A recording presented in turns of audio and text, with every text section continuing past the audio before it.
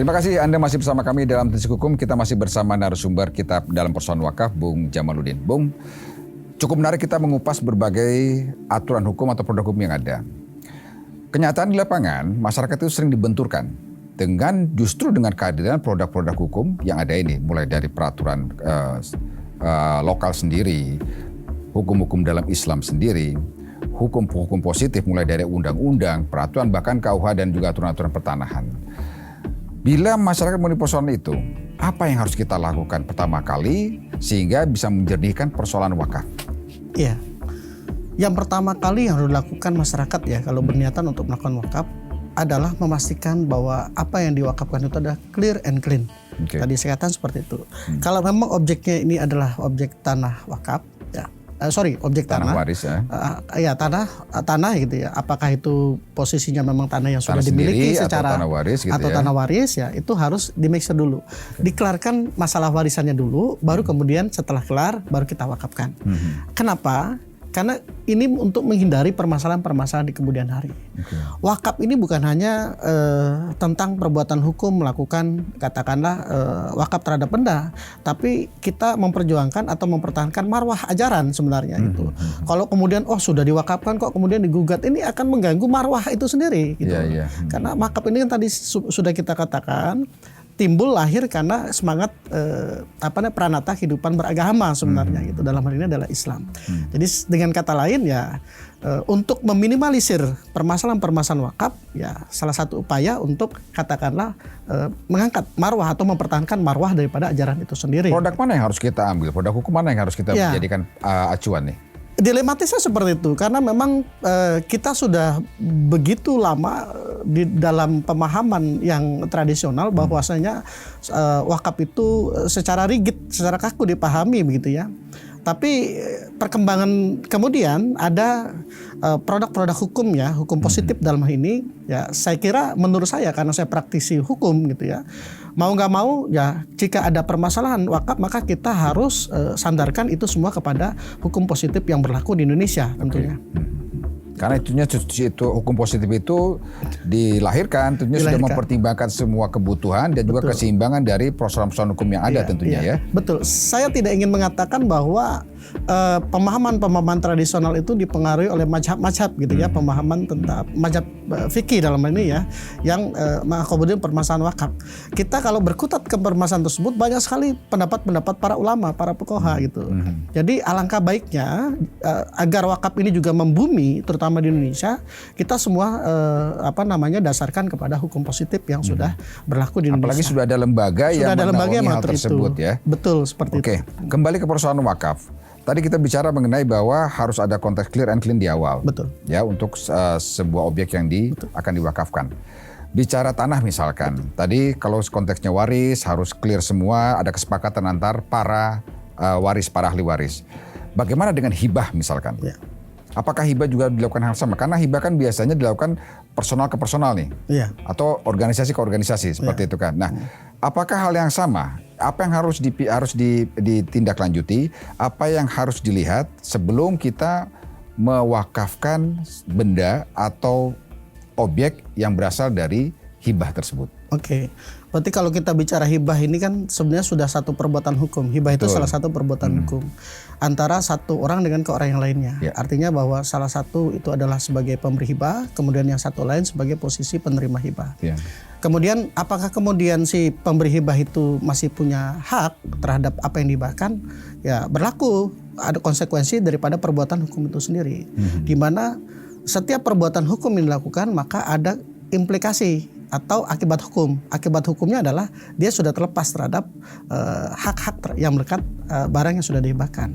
Artinya sekarang barang tersebut atau tanah tersebut sudah masuk ke wilayah kepemilikan si penerima hibah. Kemudian bagaimana kalau penerima hibah ini akan mewakafkan tanah tersebut? Sebenarnya tidak ada halangan hukum untuk melakukan itu. Karena sudah menjadi kepemilikan personal dia. Kepemilikan personal. Cuma memang secara kasuistis perlu juga dipahami ya. Ini ngomongin masalah hukum hibah sebenarnya gitu ya. Jadi secara kasuistis ya dipastikan bahwa perbuatan hukum itu juga harus memenuhi prinsip-prinsip hibah gitu ya. Harus dinotariskan salah satunya sesuai dengan PP 24 tahun 97 itu semua akta notaril, jangan sampai di bawah tangan. Kalau di bawah tangan tentunya sangat riskan untuk dilakukan gugatan. Nah, kemudian kalau misalkan hibah itu digugat, tentunya ada implikasi hukum juga karena tanah tersebut secara intervensi sudah dilakukan wakaf. Ya, karena ada beberapa kasus menarik. Ada salah satu contoh kasus di mana benda yang diwakafkan dari produk hukum hibah tadi itu menjadi persoalan pada saat anak cucu ahli waris dari si pemilik benda hibah itu kemudian menggugat tanah wakaf tadi. Nah, yang menjadi pertanyaan, bila saya mendapatkan harta hibah apapun bentuknya, saya masih hidup, suami istri, kemudian saya punya anak, kemudian saya hibahkan itu, apakah saya perlu meminta persetujuan istri dan anak? Dihibahkan ke? Saya mendapat harta hibah. Saya mendapat harta hibah. Pada saat saya masih hidup, sehat, masih ada istri, masih ada anak. Harta hibah itu kemudian saya ingin wakafkan.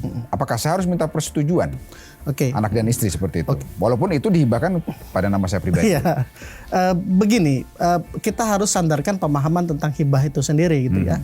Artinya subjek hukum yang melakukan hibah itu sendiri. Subjek hukum yang melakukan hibah itu sendiri, saya katakan tadi bahwa ada dua pihak gitu. Yang pertama dia yang memberikan hibah, kemudian yang menerima hibah. Sebenarnya karena ini prosesnya adalah berlaku katakanlah konsensus gitu ya, kesepakatan gitu ya. Sebenarnya dua orang ini yang berlaku, antara yang lain sebagai pelengkap saja gitu. Nah, lebih mengerucut ya kepada pertanyaan itu, apakah kemudian yang menerima hibah ini kalau mewariskan harus persetujuan suami atau istrinya? Tentunya tidak gitu. Selama memang itu tidak dianggap sebagai harta waris. Gitu. Karena itu hibah itu hanya melibatkan dua orang pihak. Betul. Nah, apakah juga tanah wakaf itu tidak bisa dihibahkan? Ya, ini yang menjadi... Karena banyak sekali kasus seperti itu, tanah wakaf kemudian dihibahkan.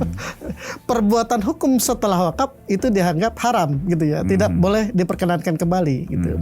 Pasal khusus pasal 9 dikatakan bahwa di Undang-Undang Nomor 41 2004, tanah yang sudah dihibahkan atau barang harta benda yang sudah dihibahkan tidak bisa ditukar-menukar, dijual beli, dijadikan jaminan, hak tanggungan dan sebagainya. Ya, salah satunya adalah dihibahkan, tidak boleh. Artinya sudah stop di situ bahwa pada saat itu menjadi sebuah produk hukum wakaf, maka yang berlaku hanya sampai di situ. Sampai di situ. Bagaimana dengan wakaf dengan waktu tertentu, Bung? Ini apakah setelah waktu tertentunya dalam tanda kutip periodenya habis, kemudian kita bisa melakukan melahirkan produk-produk hukum baru atas benda wakaf itu? Ya, ini memang harus dipahami secara utuh ya, agar kita mendapat pemahaman secara utuh.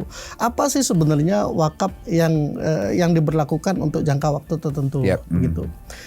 Sebenarnya terkecuali daripada objek wakaf tanah gitu sebenarnya. Kalau wakaf yang benda benda bergerak ya itu bisa diberlakukan jangka waktu tertentu. Ya, tapi khusus untuk tanah, barang tidak bergerak dia tidak bisa diberlakukan karena sifat daripada tanah itu sendiri. Gitu. Itu tidak bisa dilakukan gitu, Bung. Artinya memang kalau wakaf tanah sudah berlaku untuk selamanya seperti itu. Berlaku selamanya, yang berubah hanya pemanfaatannya. Misalkan kan di dalam salah satu unsur wakaf itu sendiri disebutkan ya peruntukannya gitu ya atau fungsinya begitu untuk apa. Misalkan si pewakaf mengatakan bahwa ini untuk bangun sarana pendidikan madrasah misalnya begitu. Pada perjalanannya ternyata tidak berfungsi untuk menjadi madrasah gitu. Bisa nggak kita bangun untuk katakanlah bangun kampus begitu ya, bekerjasama dengan kampus negeri misalkan begitu. Selama itu dilakukan dengan proses yang legal, artinya ada aturan-aturan yang dilakukan, tidak ditabrak, itu tidak menjadi masalah. Artinya tidak melanggar konsensus dasar dari wakaf tadi? Aturan wakaf. Jadi kalau memang peruntukannya kita merubah, maka kita harus melakukan prosedur pelaporan sampai ada surat keputusan dari Menteri Agama gitu. Itu anjurannya dari bawah. Dan itu harus meminta persetujuan dari yang pemberi wakaf awal nggak? Tidak, yang melakukan itu adalah nazir yang diamanatkan wakaf itu. Jadi melakukan permohonan perubahan peruntukan wakaf itu adalah nazir. Itu nazir dalam hal ini dia menyampaikan pendapatnya bahwa ini harus dirubah, dia secara prosedural dia lakukan di di kantor urusan agama setempat, kemudian sampai dengan Kementerian Agama. Prosesnya seperti itu. Nah, ini yang menarik. Banyak sekali perubahan peruntukan kaitan dengan loophole atau peluang-peluang kita untuk membelokkan aturan-aturan wakaf itu tersendiri. Kita akan bahas nanti, Bung, setelah yang satu ini. Pemirsa Telisik Hukum, semakin seru kita berbincang dengan Bung Jamaluddin dari PPKI DPD Jawa Barat tentang aturan-aturan dalam wakaf. Kami segera kembali.